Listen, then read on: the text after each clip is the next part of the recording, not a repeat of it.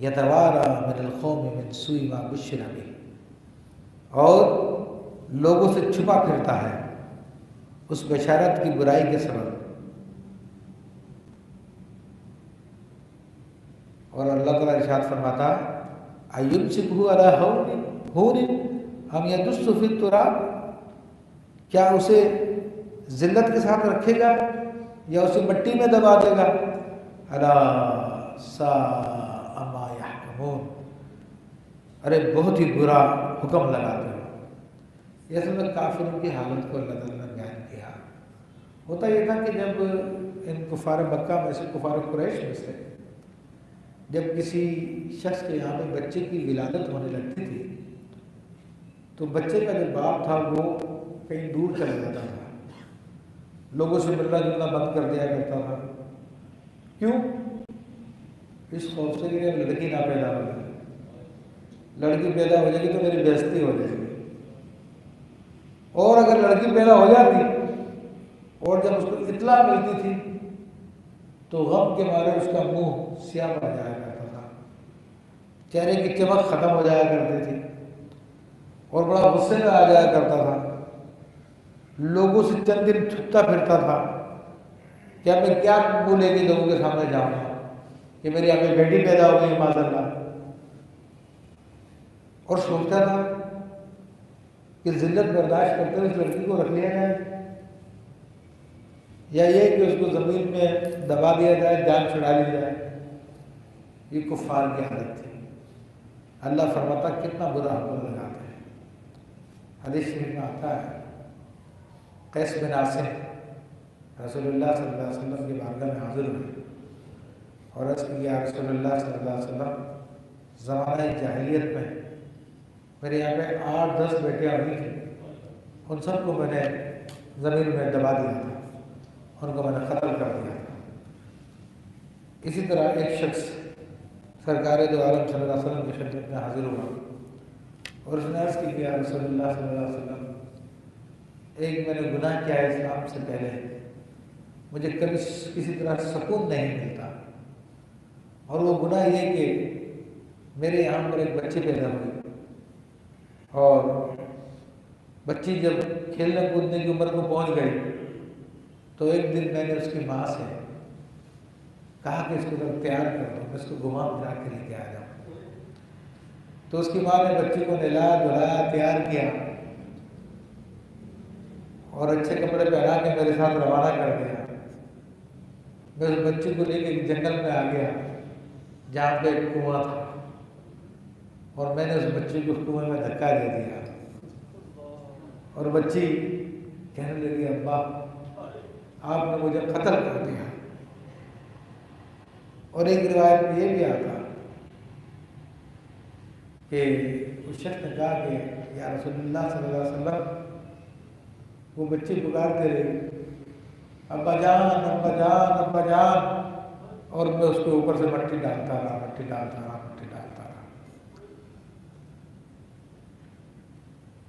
ایک روایت میں آتا کہ سرکار دو عالم صلی اللہ علیہ وسلم نے اس شخص کی حالت دیکھی کہ واقعی بہت غم ہے۔ ایک روایت میں تو یہ آتا کہ اسلام سے پہلے جو ہوا تو اسلام قبول کرنے کی وجہ سے وہ گناہ مٹ جاتے ہیں، اور ایک روایت میں ایک دوسرے شخص کے بارے میں روایت ہوگی تو آپ نے فرمایا چلو میں تمہاری بچی کو تمہارے لیے زندہ کر دیتا ہوں، بتاؤ کہاں تم نے دفن کیا تھا۔ تو اس شخص نے جا کے وہ جگہ بتائی، سرکار دو عالم صلی اللہ علیہ وسلم نے بچی کو حکم دیا تو بچی زندہ ہو کے قبر سے باہر نکل آئی۔ تو آپ نے ارشاد فرمایا تیرا باپ تجھے چاہتا ہے ملا، تجھے لینا چاہتا ہے۔ اس نے عرض کی کہ یا رسول اللہ صلی اللہ علیہ وسلم، اس وقت میں جس جگہ پہ ہوں وہ بہت اچھی جگہ ہے، میں نہیں آنا چاہتی واپس۔ تو پھر آپ نے دوبارہ حکم دیا، وہ چلی گئی اپنے قبر میں، پھر جا کے سو گئی، پھر جا کے لیٹ گئی۔ تو یہ کفار قریش کا طریقہ تھا کہ وہ بچوں کے ساتھ یہ حشر کرتے تھے۔ اور فی زمانہ جو مغرب عورتوں کے حقوق کی بات کرتا ہے، کہتا ہے کہ عورتوں کو حقوق ہم نے سب سے زیادہ دیے. اس زمانے میں بھی وہی عورتوں کو سب سے زیادہ پامال کر رہے ہیں، عورتوں کو ایکسپلائٹ کر رہے ہیں، عورتوں کو جن سے بازار بنا دیا ہے. آج ہر چیز میں عورت کو آگے کیا جاتا ہے. اس کو صابن بیچنی ہو، کپڑا بیچنا ہو اور دیگر چیزیں بیچنی ہو، ہر چیز میں عورتوں کو سامنے کر دیا. ان کے علاقوں میں، ان کی گلیوں میں، ان کے ایئرپورٹس پہ جاؤ تو بڑی بڑی برہنہ عورتوں کی فوٹویں لگی ہوئی ہیں. وہ عورت جس کے لیے اسلام نے عزت کا حکم دیا، جس کے احترام کا حکم دیا، آج یہ عورتوں کے حقوق کے نام پر یہ جدید دنیا میں عورتوں کو ظلم کر رہے ہیں. ظلم کی داستان بہت بڑی، ٹائم نہیں ہے ورنہ میں آپ کو ذکر کرتا کہ کس قسم کا ظلم آزادی کے نام پر عورت پہ کیا جا رہا ہے. جبکہ اسلام کیا حکم دیتا ہے کہ نبی کریم صلی اللہ علیہ وسلم کے حدیث کریمہ میں آتا ہے کہ جب کسی کے یہاں پہ بچی پیدا ہوتی ہے تو اللہ کے فرشتے آتے ہیں اس گھر پر اور کہتے ہیں السلام علیکم. فرشتے سلامتی بھیجتے ہیں. وہ معصوم فرشتوں کی دعائیں مقبول ہیں. اور اس کے بعد وہ بچی کا احاطہ کر لیتے ہیں، گھیر لیتے ہیں اور کہتے ہیں جو اس بچی کی پرورش کرے، اس کی خدمت کرے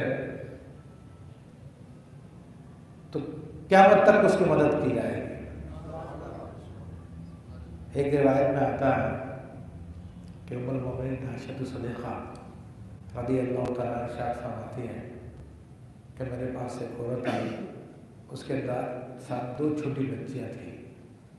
وہ بھوکی تھی، بچیاں بھی بھوکی تھیں. تو میرے پاس ایک کھجور کے سوا کچھ بھی نہیں تھا. تو میں نے وہ ایک کھجور اس کو دے دی. تو عورت بھوکی ہونے کے باوجود اس نے ایک کھجور کے 2 ٹکڑے کر کے ایک ٹکڑا اس بچے کو دے دیا، ایک ٹکڑا اس بچے کو دے دیا اور خود بھوکی رہی. وہ چلی گئی. میں نے سرکار دو عالم صلی اللہ علیہ وسلم کی بارگاہ میں عرض کی تو آپ نے ارشاد فرمایا کہ وہ بچیاں اس کے لیے جہنم سے روک ہے، جہنم سے ڈھال ہے، جہنم سے بچائیں گے اس کو. اسی طرح کتنی روایتوں میں بچیوں کی تربیت کے حوالے سے فرمایا جس نے ایک بچی کو بھی پال پوس کے بڑا کر دیا، اچھی تربیت کی اس کی، وہ بچی اس کے لیے اس کو جہنم میں جانے سے بچا لے گی. تو اتنی فضیلت اسلام نے بیان کی ہے. فرمایا کہ للذین لا یؤمنون بالآخرۃ مثل السوء، اور جو آخرت پر ایمان نہیں لاتے انہی کا برا حال ہے. وَلِلَّهِ الْمَثَلُ الْأَعْلَىٰ، اور اللہ کی شان سب سے بلند ہے. وَهُوَ الْعَزِيزُ الْحَكِيمُ، وہی عزت والا، حکمت والا ہے. تو یہ آخر میں یہ بات بیان کی کہ جو لوگ ایمان نہیں لاتے انہی کا برا حال ہے. تو مراد یہ کہ وہ تو کہ کفار لوگ خدا کی عزت کرنے کے بجائے معاذ اللہ اپنے ذوق میں خدا کی بےزتی کرنا چاہتے تھے. کہ یعنی اپنے ذوق میں، ان کے ذوق میں لڑکیاں بری چیز ہیں تو اس کی نسبت جو ہے خدا کی طرف کر دی، اور اپنے کو اچھا کرنے کے لیے بیٹوں کی نسبت اپنی طرف کرتے ہیں. تو اللہ نے فرمایا کہ نہیں، برا حال ہی نہیں کہا اور آخرت میں ان کا حال سامنے آ جائے گا. اور جبکہ اللہ تعالیٰ کی صفات سب سے اعلیٰ، سب سے افضل ہے. تو اللہ تبارک تعالیٰ سے دعا ہے کہ اللہ تبارک تعالیٰ ہمیں اس قرآن عظیم کو سمجھنے، اس پر عمل کرنے، اس کے پیغام کو دیگر لوگوں تک پہنچانے کی توفیق عطا فرمائے. آمین بجاہ نبی آمین.